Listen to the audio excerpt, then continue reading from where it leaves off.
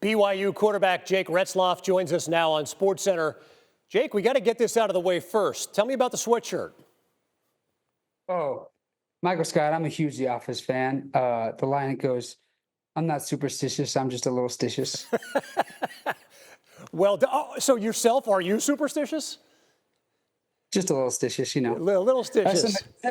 It's something we say in the quarterback room here. Our QB coach, Matt Mitchell, like, we do a lot of things, and sometimes, schedules change all the time with travel and all these things. And it's the number one argument to not change something. It's just like, come on, guys, we're doing it. We're doing pretty good right now. We're undefeated doing this routine. We can't change that. Yeah, if it ain't broke, don't fix it. Jake, I want to talk about that.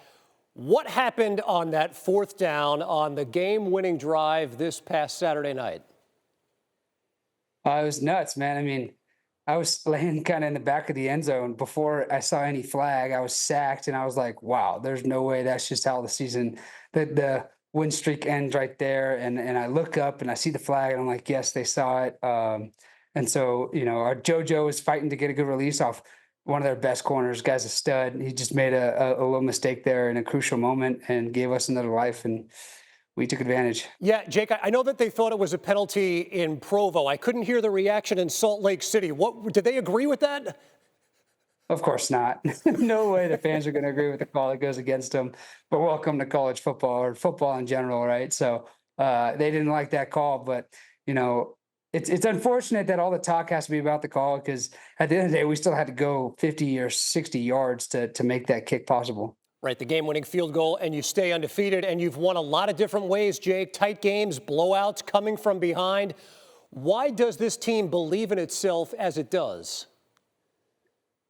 It came from the beginning. It was summer workouts. It was winter workouts last spring. The way that this team attacked in the offseason was unreal. The sense of urgency was so high. It was so fun to be a part of. All the energy around this building was so positive. And I'll tell you what, even in the early days, we knew we had something special. And so it was, nobody else did. And that was honestly the fun part about it, is starting out, is nobody knew how good we were. And so we're just going to go shock the world and prove ourselves right. When did you know? When did you sense that this could be something special? I'd say, honestly, in spring ball, when we hit spring camp, our winter workouts were super, it's just super hard and super, purposeful and urgent. And it was fun to see those freshmen. We have a really fun freshman class that is just super feisty and stuff like that. Guys who have made plays on the field, like Parasis with the scoop and score against K-State. He got another pick. And so, like, those type of guys came in, they were talking crap, and we're like, all right, these are just workouts. Just wait till we get the pads on and play spring ball. And when those guys showed up and kept competing, and everybody was heightened, like, I give some credit to our freshman class for being so awesome in that sense. And just everybody else, man, we got a bad taste in our mouth last year to end the season like that, to miss a bowl game. And so we all had a different urgency and a different type of attack, because we didn't want to feel that way anymore. And we wanted to be on the other end of going to a championship game. Yeah, and here you are. And Jake, you yourself have gotten a lot of attention, feature articles in The Atlantic and USA Today. Why do you think people are drawn to your story? I think it's just the unlikely story, the low percentage story. It's kind of like the way we won the Oklahoma State and the Utah game. I think the analytics had us at 99.9% or something like that to win that game. That's kind of where I came from, man. COVID and then junior college, 2 different stops, and then BYU found me. And even at that point, like, BYU was the only big Power 5 school to really, buy into me. And when they came for me, they knew what they had. Nobody else did. And just, man, it's been a grind. It's been a journey, but honestly, I wouldn't have it any other way. Jake, I'm curious how aware you are of the quarterback lineage at BYU. Yeah, super aware, man. I mean, anybody asks me why BYU, it's an easy answer. The young answer is, Jaron Hall and Zach Wilson both getting drafted, the last two guys here before I showed up. And then, we talk about the greats, man. We talk about McMahon. We talk about Steve Young, who I've been fortunate enough to interact with here. We talk about Robbie Bosco, who I get to talk to and works in this building. We talk about, man, there's just, the list goes on. Mark Wilson, like, I'm doing a disservice to all the guys, John Beck, who I obviously work out with and stuff like that, Maxwell. I mean, there's so many to name. I get bored with the amount of names I got. Yeah, and you're the very latest here. It's been a captivating story, Jake, so far. How do you think this story ends?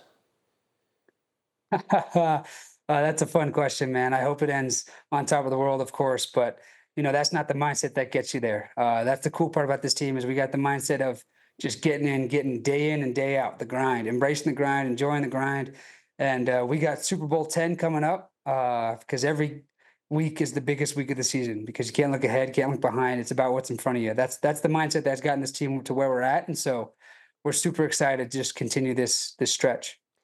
Before I let you go, I got to ask you about a classmate of yours, or at least a fellow BYU student, Jago Demond. Give me the scouting report on him.